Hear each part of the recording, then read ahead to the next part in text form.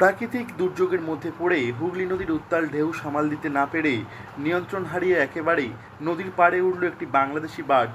দুর্ঘটনাটি ঘটেছে কাকদ্বীপের হারুট পয়েন্ট থানার সূর্যনগর এলাকার কাছে হুগলি নদীতে। দুর্ঘটনার খবর পেয়ে দ্রুত ঘটনাস্থলে পৌঁছায় পুলিশ। পাশাপাশি নাবিক এবং কর্মচারীদের সঙ্গে কথা বলে সমস্ত তথ্য সংগ্রহ করেছে পুলিশ। ঘটলো কিভাবে, এরকমটা হলো কী করলো, আমরা ওই নামখানাতে আসার সময় আর কি ওই হঠাৎ করে ঝড় বৃষ্টি আসলে ওরা ঝড় বৃষ্টি অবস্থায় আমাদের এই সে বাতাসে ঠেলে নিয়ে আসছে। মানে অ্যাঙ্কার করছি, অ্যাঙ্কারে মানে নাই, অ্যাঙ্কার সহকার সেই তরে উঠে নিয়ে আসছে।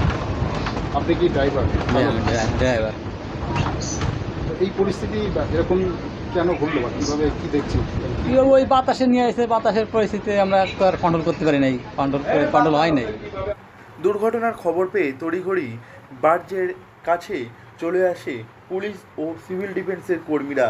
তড়িঘড়ি স্থানীয় মৎস্যজীবীদের সহযোগিতা করে ওই বার্জটিকে শক্ত কাছি দিয়ে বেঁধে রাখা হয়েছে। দুর্ঘটনাগ্রস্ত এমভি সানরাইজ সবুজ বাংলা নামক বাসটিতে নাবিকসহ 10 জন বাংলাদেশি রয়েছে।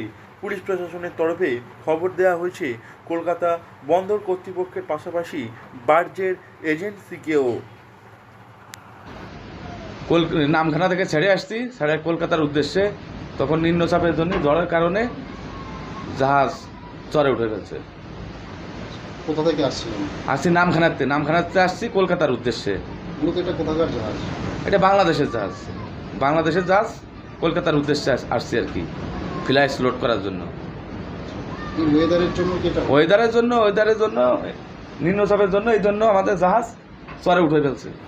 ইতিমধ্যে বিষয়টি জেলা প্রশাসনকে জানানো হয়েছে। আপাতত পুলিশ প্রশাসনের তরফে বাস থেকে নিচে নামতে নিষেধ করা হয়েছে বার্জের নাবিক ও কর্মচারীদের। সেখানেই তাদের থাকা খাওয়ার ব্যবস্থা করা হয়েছে বলে জানা গিয়েছে।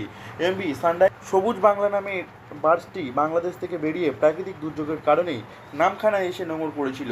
দুর্যোগ কিছুটা কমলে বিকেল নাগাদ কলকাতার খিদিরপুর থেকে ছাই বোঝাই করার উদ্দেশ্যে বাংলাদেশি বাসটি নামখানা থেকে পাড়ি দিয়েছিল, কিন্তু প্রাকৃতিক দুর্যোগের মধ্যে পড়ে হুগলি নদীর উত্তাল ঢেউ সামাল দিতে না পেরে নিয়ন্ত্রণ হারিয়ে নদীর পাড়ে উঠে যায় বাসটি।